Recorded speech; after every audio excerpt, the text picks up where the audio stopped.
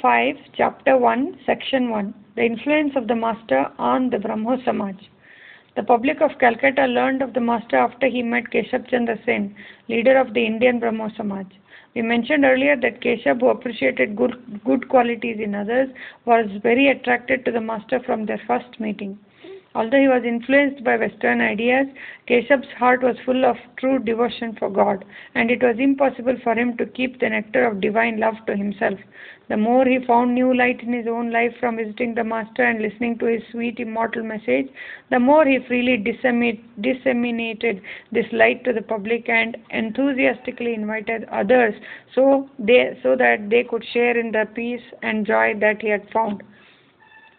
Thus we see the Master's pure life story, his words of wisdom and his religious views extensively discussed in the Sulabh Samachar, Sunday Mirror, Theistic Quarterly Review and in other English and Bengali magazines published by the Brahmo Samaj.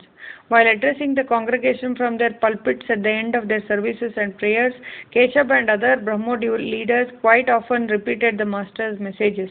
Whenever they had the opportunity, they visited Dakshineshwar, sometimes with only a few members of their inner circle and sometimes with the whole party, and spent some time in spiritual conversation with the Master. The Master was delighted to observe the Brahmo leaders' thirst for spirituality and love for God, and he made special efforts to show them how to dive deep into the ocean of sadhana and obtain the precious pearls of God realization. He so enjoyed talking about God and singing of His glory with them that he occasionally visited Keshav's house uninvited. Thus he gradually became acquainted with many spiritual seekers of the Brahmo Samaj. Sometimes he even visited the houses of Brahmos other than Keshav, thus increasing their joy. For example, during the festivals and on other special occasions, he visited the houses of Mani Mohan Malik of Sindhuriyapatti, Jayagopal Sen of Mataghasa Lane, Beni Madhav Pal of Sinti in Baranagar, Kashishwar Mitra of Nandan Bhagan and others. Sometimes it happened that while Keshav was giving instructions from his pulpit, he would see the Master enter the temple unannounced. Keshav would interrupt his sermon and come down from the pulpit and receive him cordially. He would then conclude the service by listening to the Master's words and singing devotional songs with him. People of the same faith can associate freely with one another and share their joy without any hesitation. So it is not surprising that because they saw the Master mixing freely with them and enjoying their company, the Brahmo leaders believed that he shared their religious faith and they considered him to be a member of their group. People of the Shakta, Vaishnava and other Hindu sects also felt this way because they saw him join them and rejoice with them. Who understood at the time that the Master could behave naturally with those of all sects and faiths because he was established in Bhavamukha, the source of all ideas and the common ground of all faiths. But the people of the Brahmo Samaj did not have the slightest doubt that the Master was experiencing more bliss than they when they sang Kirtan and held their group meditation on the formless Brahman with attributes. Furthermore, they saw darkness when their eyes were closed in meditation, and they knew that the Master saw a wonderful light. They also understood that it was not possible to have that kind of vision and enjoy that bliss without surrendering completely to God and becoming as absorbed as the Master was. When the Master saw that some members of the Brahmo Samaj possessed a love for truth, detachment, thirst for spirituality and other good qualities, he tried to help them make progress in their chosen path. He always considered all devotees of God to be his close relatives regardless of what community they belonged to, and he would help them without reservation so they could attain perfection by following their respective paths. The Master always said that all true devotees of God belong to a distinct class, and he never hesitated to eat and drink with them. The Master therefore looked with great affection upon Keshav and his followers, who included Vijay Krishna Goswami, Pratap Chandra Mazumdar, Chiranjeev Sharma, Shivnath Shastri, Amritlal Basu and others. The Master helped them in their spiritual quest and despite his orthodoxy was always willing to eat and drink with them.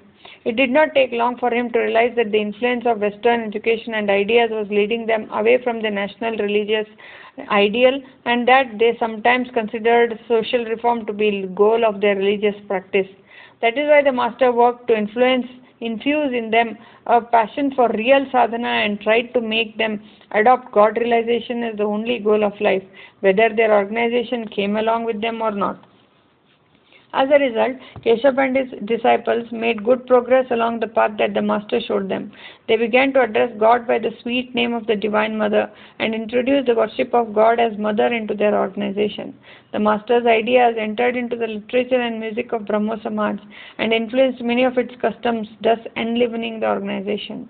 In addition to this, the light of the Master's life revealed the Brahmo leaders that the Hindu religion had much to teach them and that many of its practices were worthy of consideration, even though the Brahmos had previously considered them to be erroneous and superstitious, a belief that they had led them to separate their organization from Hindu religion. The Master had known from the beginning that because Keshav and his followers had drunk deeply the divine Western ideas, they would not be able to properly understand all of his ideas and teachings. They might understand some of what he said, but they might not want to accept all of it fully. Keeping this in mind, after giving them instructions, the Master would often tell them, "I have said whatever came into my head. Take as much take as much of it as you wish. You may leave off the head and the tail." He also realized that many Brahmo Samaj members had as their goals achieving social reform and enjoying the things of this world. Sometimes he addressed this humorously. He said, "I went to Keshav's place and watched their prayer service. After speaking at length about the glories of God, Keshav announced, 'Let's now meditate on God.' I wondered how long they would meditate. But dear, they would scarcely shut their eyes for 2 minutes before it is all over. How can one know God by meditating like that?" While they were meditating, I was watching their faces. Afterwards, I said to Keshav, "I have seen a lot of you meditate, and do you know what it reminded me of? Troops of monkeys sometimes sit quietly under the pine trees of Dakshineshwar, just as if they were perfect gentlemen, quite innocent. But they aren't. As they sit there, they are thinking about all the gourds and pumpkins that householders train to grow over their roofs, and about all the gardens full of plantains and eggplant. After a while, they'll jump up with a yell and rush away to the gardens to stuff their stomach. I saw many of you meditating like that." And when the Brahmos heard that, they laughed. Sometimes the Master would also use humor to teach us. We remember one day when Swami Vivekananda was singing a devotional song.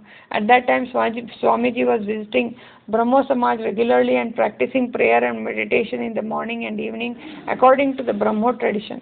Absorbed, Swamiji began to passionately sing this song on Brahman. "Concentrate your mind on that one ancient and stainless Purusha." There is a line in that song, "Pray to and meditate on God continuously." To imprint those words deeply in Swamiji's mind, the Master said suddenly, "No, no, no, don't say that. You had better say, pray to and meditate on God twice a day. Why vainly repeat something that you don't actually intend to do?" All laughed loudly and Swamiji was a little embarrassed. On that occasion, the Master talked to Keshav and other Brahmos about their prayer service, saying, "Why do you talk so much about the various powers of God? Does a child sitting in front of his father keep thinking about how many horses, cows, houses and estates his father has? Isn't he simply happy knowing how much he loves his father and how much his father loves him? Is it any wonder that the father feeds and clothes his child? We are all God's children. Is it so extraordinary that he looks after us? Instead of dwelling on that, a real devotee makes God his own, very own by loving him. He begs importunately, demanding that his prayer be answered and that God reveal himself to him. If you dwell too much on God's powers, you can't think of him as your nearest and dearest, and you can't feel free to demand things of him. Thinking about his greatness makes him seem distant from us. Think of him as your very own. That's the only way to realize him. In addition to learning about the absolute necessity of practicing spiritual disciplines and giving up worldly desires to realize God, Keshav and other devotees learned another thing from the Master. Western missionaries and English literature had taught them that God is formless and that it is a great sin to believe that God can be present in an image and pray to and worship him in that form. But they heard the Master's remark on image worship. As formless water freezes and becomes ice, so the formless Satchidananda is frozen by the devotion and given form. Or, as an imitation custard apple reminds one of the real fruit, so one can experience the true nature of God by worshipping an image that represents Him. The Brahmo devotees realized that there was so much to say and think about the practice of idolatry that they had for so long held in contempt and considered extremely irrational. They undoubtedly saw image worship in a new light when the Master proved to Keshav and the Brahmos that as fire and its power to burn are identical, so Brahman and its power, which manifests itself as the universe, are identical.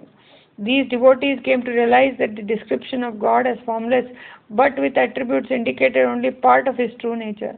They understood that it was erroneous to insist that God's true nature is with form as to insist that He is formless but has attributes. Although God is manifest as a world which has various forms, God also controls the world as a formless Saguna Brahman with attributes. God is beyond all attributes and exists as the eternal substratum that underlies everything that has name and form, persons and things, personal God, the Jiva and the universe. Keshav and his followers were amazed to discover the profound meaning that lay within this ordinary saying of the Master. One should never set limits to God's nature.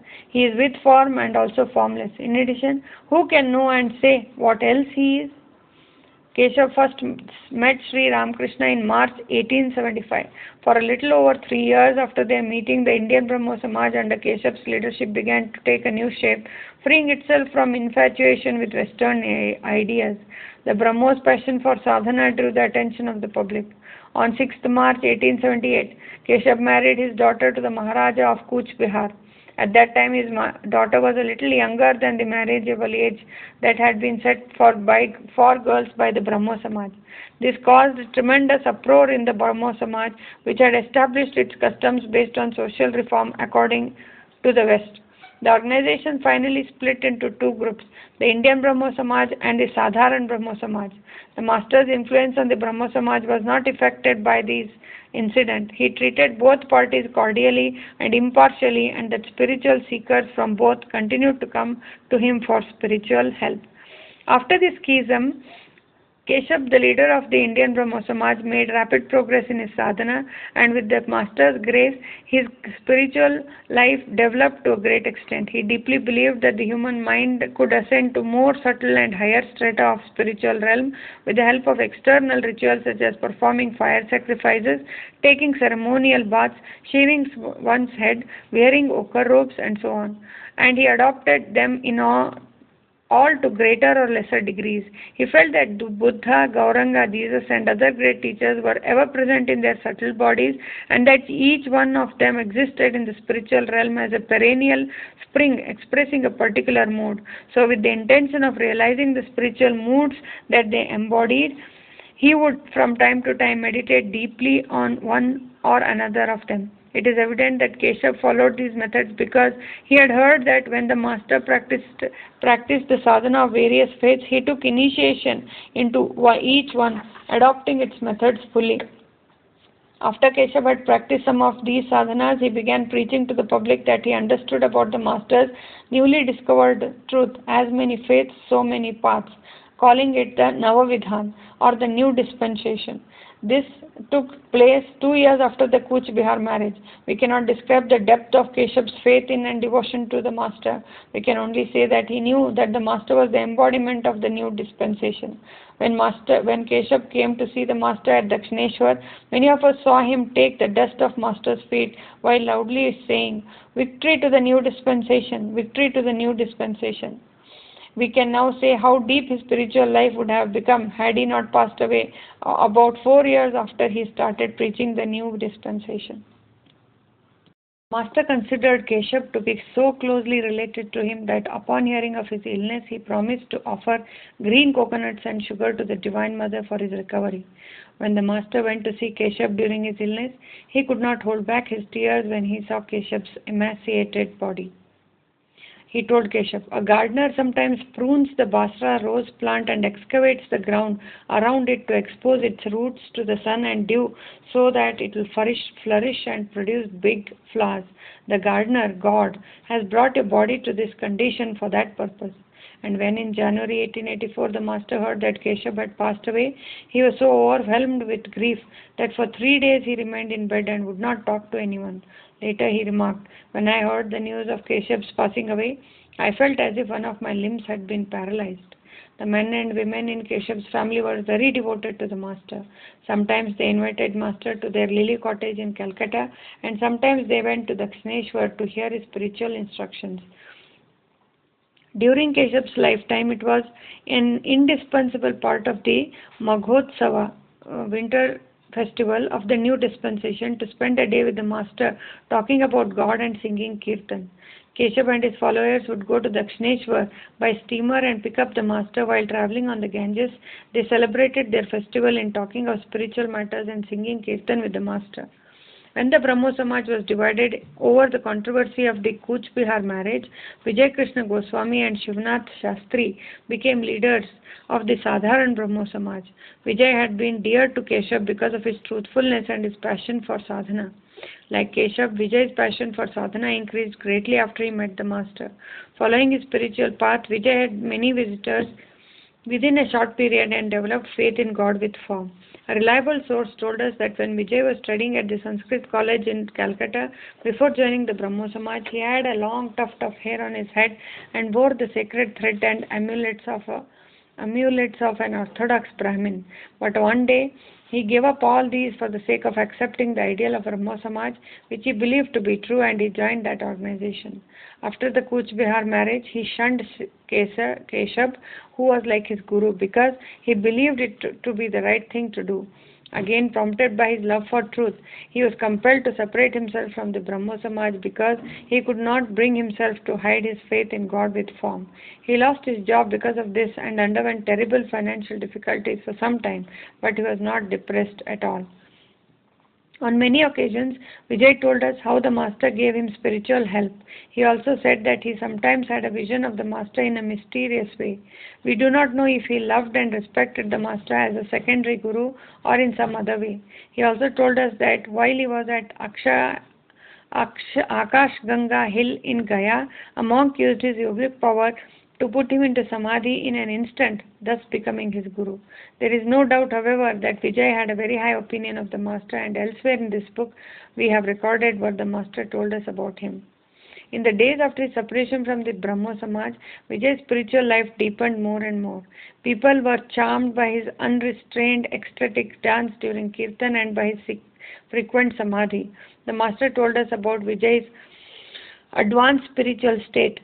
Vijay has reached the room just next to the innermost chamber where one attains fulfillment of sadhana, and now he is knocking at its door. After he had achieved such spiritual depths, Vijay initiated many people with mantras. He died in Puri after about 14 years after the master's passing away. After the Kuch Bihar marriage, a terrible discord developed between the members of the Brahmo Samaj, Indian Brahmo Samaj, and the Sadharan Brahmo Samaj. They were not even on speaking terms with each other. However, as I mentioned earlier, the spiritual seekers of both parties continued to visit Dakshineshwar as usual. One day, Keshav and Vijay both came to visit the master with their close followers. Each party was, of course, unaware of the latter's visit, and there was much tension between them as they remembered their disagreement. Observing the uneasiness in Keshav and Vijay that day, the master told them this story to relieve the discord. Once there was a quarrel between Shiva and Ramachandra. A terrible war broke out. It is well known that Shiva's guru is Rama and Rama's guru is Shiva. So it didn't take long for them to make up, and again after the war ended, but there was no reconciliation between their followers, Shiva's ghosts and Rama's monkeys. The fight between the ghosts and monkeys continued. Whatever was to happen has happened. You shouldn't harbor this mutual ill will anymore. Let it remain with the ghosts and monkeys. From then on, Keshav and Vijay at least began to talk to each other again. Because of his direct spiritual experiences, Vijay did not want to be bound by responsibility of any organization. When he left the Sadharan Brahmo Samaj, some of the members who had absolute faith in him also left. Membership in the Sadharan Brahmo Samaj then decreased considerably. Its new leader, Shivnath Shastri, sought to protect what remained of the Sadharan Brahmo Samaj. Shivnath had previously visited the master many times and had great love and respect for him, and the master had much affection for him. He knew that Sri Ramakrishna's advice had influenced Vijay's religious views, leading him to withdraw from the Brahmo Samaj. Shivnath therefore stopped visiting the master. A short time before this, Swami Vivekananda had joined the Sadharan Brahmo Samaj and become a favorite of Shivnath and other Brahmos. Even though he had joined the group, Swamiji was continued to visit Keshav from time to time, as well as the master at Dakshineshwar. Swamiji told us that one day he asked Shivnath why he had stopped visiting the master. He replied, "If I visit Dakshineshwar frequently, other members of the Sadharan Brahmo Samaj will follow me, and the Brahmo Samaj will then fall apart." Swamiji also said that based on this belief, Shivnath had advised him to stop going to Dakshineshwar. Shivnath told him, "Master's spiritual ecstasy and samadhi are the result of a nervous debility, and his brain has been deranged by his excessive practice of physical austerities." We have mentioned elsewhere what the master said when he heard about this. Be that as it may, it was due to master's influence that a passion for sadhana had entered the Brahmo Samaj, and the spiritual seekers from both the Navavidhan and the Sadharan Brahmo Samaj tried to form their lives so that they could realize God. Pratap Chandra Mazumdar, a preacher of the new dispensation, came to Dakshineshwar once. When we asked him how and to what extent spiritual ideas had developed in the Brahmo Samaj after it came in contact with the master, he replied, "Did we understand what true religion was before we met him? We had merely rebelled against orthodox Hinduism, but after we met him, we realized what true spiritual life is." On this occasion, Chiranjeev Sharma, Trailokyanath Sanyal, was present with Pratap. The master's influence on the new dispensation was quite evident, and it was by no means insignificant on the Sadharan Brahmo Samaj, while Vijay was its leader. This influence on the Sadharan Brahmo Samaj diminished when Vijay and a large number of spiritual seekers left the group. Consequently, the Samaj became less spiritual, engaging itself mainly in social reforms, philanthropic activities, and so on. The master's influence on this Samaj may have diminished, but it did not disappear completely. For example, one finds that some members of the Samaj practiced yoga, studied Vedanta, and became involved in spiritualism.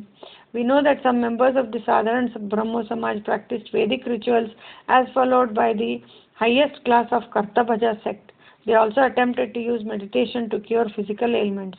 It is well known that Chiranjeev Sharma of the new dispensation played a large role in developing the musical tradition of Brahmo Samaj. But if one traces the source of the songs used, one finds that Chiranjeev composed his most inspiring songs after becoming acquainted with the master's visions, ecstatic moods, and samadhi. We quote below the first line of a few songs. "In dense darkness, O Mother, thy formless beauty shines." Second, the deep ocean of samadhi is endless and boundless. Third, in wisdom's firmament, the moon of love is rising full.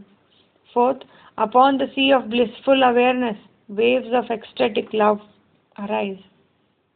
Fifth, O Mother, make me mad with thy love. The poet Chiranjeev Sharma undoubtedly deserves the gratitude of the people of Bengal and also of the spiritual aspirants in that area for composing those beautiful songs. But there is no doubt that he was able to compose them only after witnessing the master's samadhi. Chiranjeev had a sweet voice, and on many occasions we saw the master go into samadhi while listening to him sing. Thus was the Brahmo Samaj inspired by the wonderful spiritual influence of the master. The Brahmo Samaj preached the worship of the formless aspect of God, while the master sometimes described as an immature method. But we heard him say many times that an aspirant who worships in that manner with sincere faith will realize God. When the master bowed down to God and his devotees of all sects after Kirtan, he never forgot to bow down to the Brahmo, saying, "Salutations to the modern Brahma Jnanis." It is evident that the master truly believed that the Brahmo religion was one of the faiths or paths to God realization, preached to the world according to God's will. The master made a sincere effort to help the Brahmos become free from the influence of the West and follow the true spiritual path. He told them that although social reforms and philanthropic activities might be praiseworthy, and indeed obligatory, they should not be represented as the main goal of life by their organization. Spiritual practices for God realization should not be neglected. The Brahmo Samaj was the first generation to study the extraordinary spiritual life of the Master and the first to draw the attention of Calcutta public to Dakshineshwar. Everyone who was blessed by the Master with spiritual power and peace is eternally indebted to the new dispensation and to the Sadharan Brahmo Samaj. The present author himself is greatly indebted to both of them because in his youth they helped them to mold the beginning of his spiritual life by setting a high ideal before him. We therefore bow down again and again with love and gratitude to the Holy Trinity, Brahman, the Brahmo religion, and the Brahmo devotees, considering them to be one in essence. Now we shall present the reader two accounts of the Master's joyous meetings with Brahmo devotees, which we were fortunate enough to witness.